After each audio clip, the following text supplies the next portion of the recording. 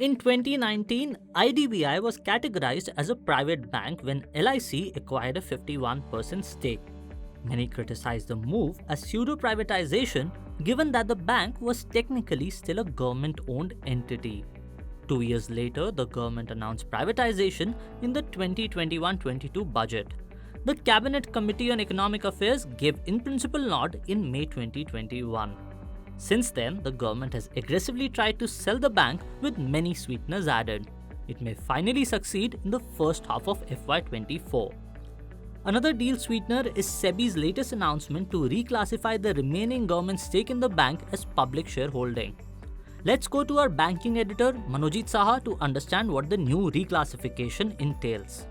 Sebi's approval to classify government shareholding in IDBI Bank post the stake sale is a significant dispensation. This sweetens the deal for the prospective buyer.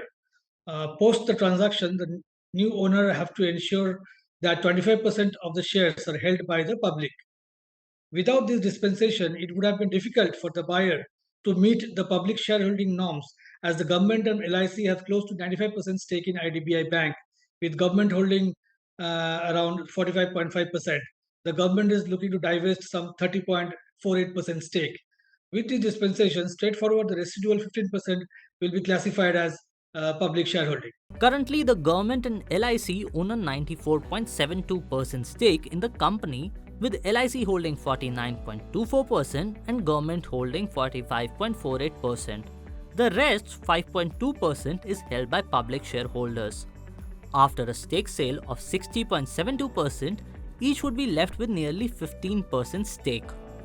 Now, with the government's 15% stake being reclassified as public, the new owner of IDBI would find it easier to meet the minimum public shareholding norm of 25%.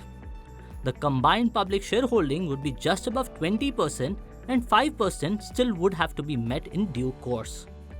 Even if the current buyer pays a 7 to 10% premium for purchase, given how banks have performed till now, a further public offering to offload a 5% stake would not be a loss-making decision. Besides, given that the government may not have any rights in such an arrangement is a further advantage. Manojit says the move bodes well for future sales as the government has set a template. We also talked to Madan Sabnavis, Chief Economist at Bank of Baroda, to understand how he sees this move.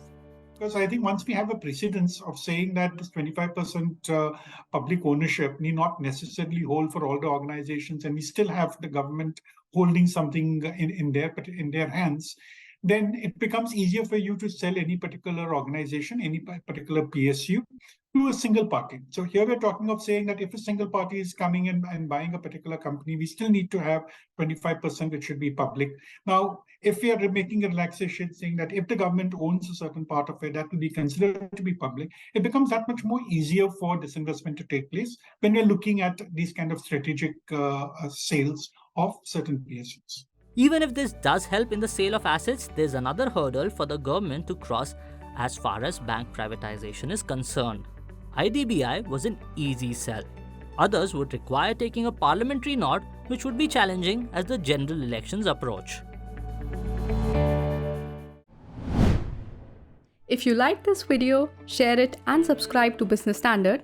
For more news, views and insights, log on to www.business-standard.com. Do also follow us on YouTube, Twitter, Facebook, Instagram, Telegram and LinkedIn. I am the blue of the limitless sky. I am the inspiration that led success soar high. I will achieve, I will fly high. I am the I in SBI. I'm backed by the nation's trusted bank, SBI, the banker to every Indian.